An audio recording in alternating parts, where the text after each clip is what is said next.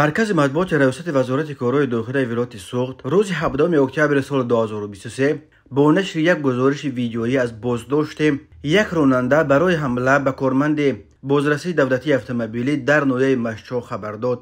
بنا به این گزارش صحنه 13 اکتبر سال 2023 تقریبا ساعت 2:25 راننده ماشین تمغه هوندای سالیارس با رقم‌های ولایت مسکو روسیه A878 X790 دولتزاده صاحب اسکندر سال تولدش 1989 ساکن ناحیه جامی ولایت ختلان هنگام حرکت در حدود جماعت مشچا ماشینش را در سمت مقابل گذاشته به دیگر اشتراکچیان حرکت خلل رسانیده است. ناظر شعبچه بازرسی دولتی اتومبیلی ناحیه مشچا در حدود محله زرفشان جماعت مشچا خدمت خود را پیش می برد و از صاحب دولتزاده طلب کردند که حجت‌های رانندگیش را نشان دهد.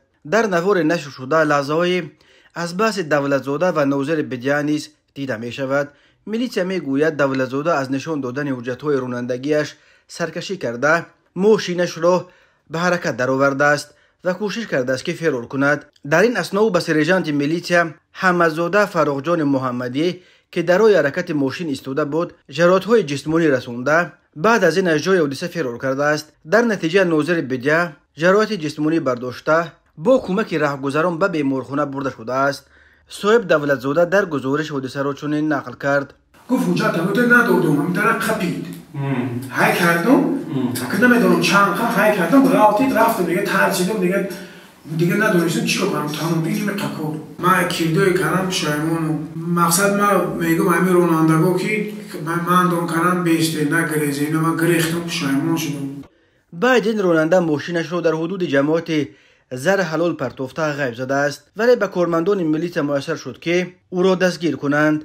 گفته می شود حالا نسبت به او جمع‌آوری مواد برای کشودن پرونده ادامه دارد. ماده 328 کودکس جنایی تاجیکستان برای استفاده زوراوری نسبت به نماینده دولت خصوصا هنگام اجرای وظیفه‌های خود قرار داشتنش همچون جزا تا 5 سال زندان را پیش بینی می‌کند. تفصیلات دیگری حادثه آوردن شده است ولی طوری از رقم‌های ماشین دولتزاده برمی‌آید و از جمله مهاجران است که از روسیه با ماشین به وطن برمیگردند. در مرز ناحیه مشچا با بیکاباد ازبکستان یک پاسگاه مرزی عمل می‌کند.